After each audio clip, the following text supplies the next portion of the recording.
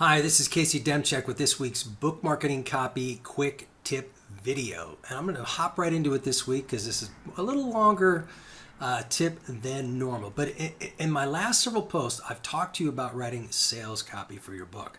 And I've taught you that writing sales copy doesn't have to be something that's kind of slick and cheesy, that you can write sales copy for your book that is, if you're creating a website sales page for your book or an e-blast for your book, you can write in a style that is very conversational, as if you're having a simple conversation with a potential reader.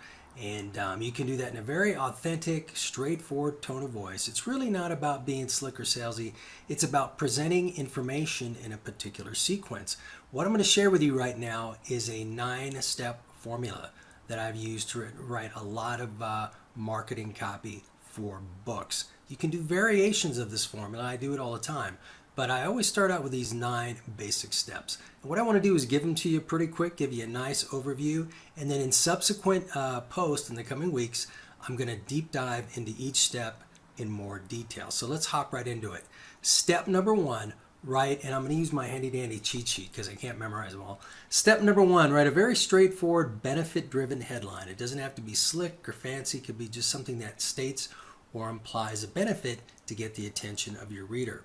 Step number 2, begin by writing not about your book first, but start writing about your reader and the challenge or the thirst that they have or the need that they have. Again, a challenge they need to overcome. Write about them first. That's step 2. Step 3, paint a solution picture of what their life will look like and feel like when they've met that challenge or they've quenched that thirst or they've overcome that obstacle that you set up in step number 2. Now that you've kind of gotten their attention and they know that you can relate to them and what they're going through or what they want to know, or even if it's just they want to be entertained, in step number 4, you can now start describing your book and the primary benefit of your book, the primary thing that readers are going to get out of your book. You can start talking about your book, but just describe it in a nutshell, and in that description have a clear indication of what the main takeaway of your book is. And then step number 5, you can begin to detail more benefits of your book. And I always like to do this by writing some really sharp benefit-driven bullet points.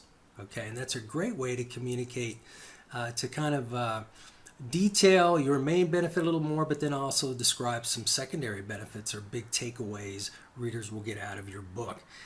Now that you've written these benefit statements, in step 6, what you want to do is supply some social proof. Now that typically with a book could be reviews or endorsements or a description of your background, what makes you an expert or really knowledgeable in your field. Because after you've described the benefits of your book, people are going to think, okay, this is great, but why should I believe you? Why should I trust you? And that's why you want to give them social proof in step number 6. Step number 7, you want to write a really strong close. You want to leave people wanting more so that they'll look inside your book or just go directly to buy your book. Okay, so when you write a really strong close, I always recommend going to that main benefit of your book, which we talked about earlier, and kind of reiterate that and really give it a good punch so people, they're left on the edge of their seat wanting to know more about you and wanting to know more about your book. Step number 8, write a confident call to action. Tell people to buy your book or ask them to buy your book. Don't assume that, never assume that people know what they're supposed to do next. When you've written good marketing copy for your book, give them a good reason to buy your book now instead of later or never. Step number 9, if you're writing a really cool sales page or an e-blast for your book, I always recommend with step number 9, writing a juicy PS line, as I always say. Think about the letters and notes you got from your friends when you were a kid. If there was a PS line in it, your eyes would gravitate towards it because that's where the neat stuff, the juicy stuff was. So when you're writing a sales page or e-blast for your book, use that PS line to either reiterate the primary benefit of your book or maybe introduce a cool bonus that people will get when they buy your book. So those are all 9 steps. Don't worry about writing them down. They're included in the blog post if you're on my website right now. If you're watching this on YouTube, I've included all of them in the description portion of the video. Now, over the coming weeks, I'm going to loop back to this 9-step formula, and I'm going to give you detailed information and detailed insights and secrets and tips about each of these 9 steps. But today, I just wanted to give you a really quick overview of where we're going to be heading for the next several weeks.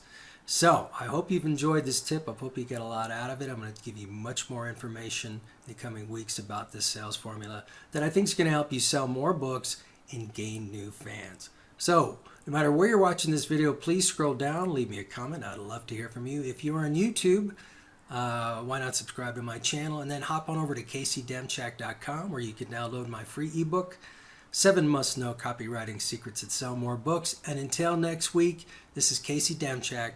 Take a lot of action and make things happen.